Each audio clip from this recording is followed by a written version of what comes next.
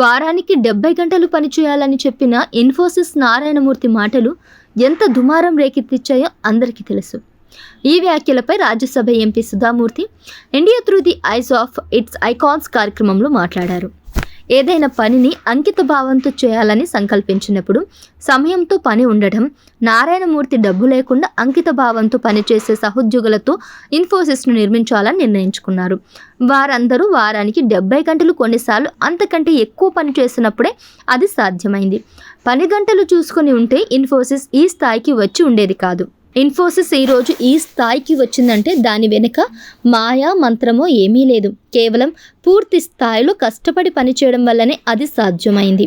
అదృష్టం కొంత, సరైన సమయం, సరైన స్థలం వంటివన్నీ ఇన్ఫోసిస్ ఎదగడానికి కారణమయ్యాయని సుధామూర్తి పేర్కొన్నారు. నా భర్త మాత్రమే కాదు, కొందరు జర్నలిస్టులు, వైద్యులు, ఇతర రంగాలలోని వారు కూడా వారానికి 90 గంటలు కూడా పనిచేశారని సుధామూర్తి పేర్కొన్నారు. నారాయణమూర్తి ఇన్ఫోసిస్లో బిజీగా ఉన్నప్పుడు నేను ఇంటిని, నా పిల్లలను చూసుకోవడంలో సమయం కేటాయించాను. కాలేజీలో కంప్యూటర్ సైన్స్ బోధించడం కూడా ప్రారంభించానని సుధామూర్తి అన్నారు. ఏదైనా పని చేయాలనుకున్నప్పుడు నాకు సమయం లేదు అని అనుకోకూడదు.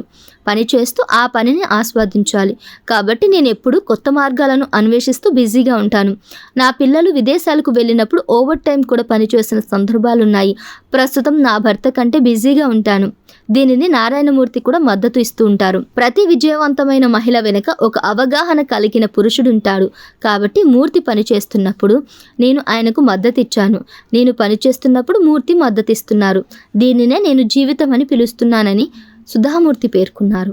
ధనవంతులకైనా, పేదవారికైనా, అందమైన వారికైనా, వికారమైన వారికైనా అందరికీ దేవుడు 24 గంటలు మాత్రమే ఇచ్చాడు అని చెప్పింది. దానిని ఎలా ఖర్చు చేయాలనేది పూర్తిగా మీ ఇష్టం మీద ఆధారపడి ఉంటుందని అన్నారు. మీకు మీరు చేసే పని మీద ఆసక్తి ఉంటే మీ భాగస్వామి కూడా దానికి తప్పకుండా మద్దతు ఇవ్వాలని సుధామూర్తి స్పష్టం చేసింది.